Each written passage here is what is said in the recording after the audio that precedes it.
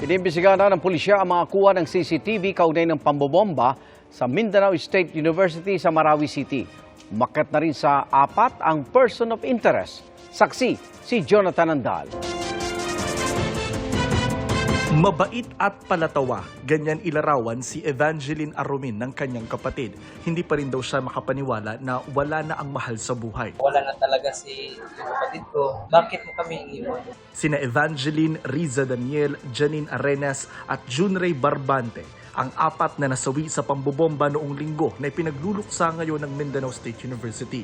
Ang iba namang nakaligtas, sariwa pa sa isipan ang nasaksihan. Many were running, going outside. Many were also trembling. I can see that others were shocked. Sa gabi na matutulog ako na pag may narinig akong talagang kinakabahan ako. Akala ko paano na naman, bomba na naman. Kailangan yan eh. Yan yung buhay namin, yan yung namin eh. Hanap buhay namin eh. We cannot really invalidate the fear. Kasi as a student in MSU, I can really say na medyo hindi tight yung safety dito sa sa campus natin.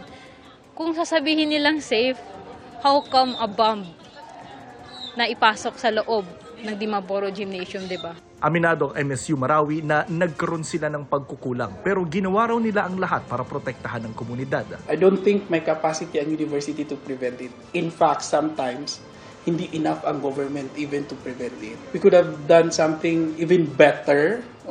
Pero ang idea is we can only do so much based on our capacity. Ayon sa Police Regional Office Bar, magtatalaga sila ng mga pulis sa loob ng campus. Sa ngayon, nagpapatuloy ang investigasyon. Mula sa 2, 4 na ang persons of interest. Sabi ng hepe ng PNP, ang 2 nadagdag ay posible raw na nagsilbing lookout ng mga nagtanim ng bomba.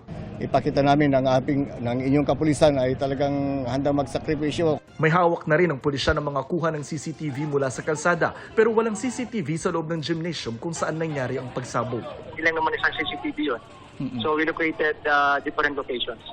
Sa kalsada po ba yun? Yeah, mismo sa malapit sa gate ng main entrance ng gymnasium. Pero ayaw nang sabihin ng PNP kung ano ang makikita sa CCTV dahil vina-validate pa raw nila ito. Marami na rin daw silang nakausap na testigo pero hindi muna nila ibinahagi ang kwento ng mga ito pati na ang kwento kung paano nakapasok ang bomba. Masyado pang premature kung sabihin natin but we have lead. Mayroon kaming mga sinusundan dito ng mga bago namin nakuha ng mga information. Hindi pa malinaw sa ngayon kung ano nga ba ang motibo sa pambobomba, pananakot nga ba o pag-resback ng mga armadong grupo. Tingin ng security expert na si Professor Romel Banlawi. Para sa akin po, ang pagbabang po sa MSU Marawi ay bahagi ng kanilang matagal na pong plano. At nakakita po sila ng window of opportunity na isagawa yung plano na to bago pa man magsagawa ng military offensive yung ating authorities. Patuloy naman ang pagbeberipika ng mga otoridad kung totoong ISIS nga ang responsable rito gaya ng pag-ako kahapon ng teroristang grupo. Halos wala ng foreign terrorist fighters dito sa ating bansa. Zero po, wala. Even yung affiliation po ng mga local terrorist group ay hinto po yun dahil nung magkaroon nga po ng incident sa Marawi, hindi naman natin na dinidiscount yung possibility na nagkaroon ng reconnection. Kaya ito po ay subject for investigation. Para sa GMA Integrated News, ako si Jonathan Andal, ang inyong saksi. Mga kaibigan, samahan nyo kaming saksiyan ng mga balita. Mag-subscribe sa GMA Integrated News sa YouTube. Para sa mga kapuso abroad, samahan nyo kami sa GMA Pinoy TV at sa www.gmanews.tv.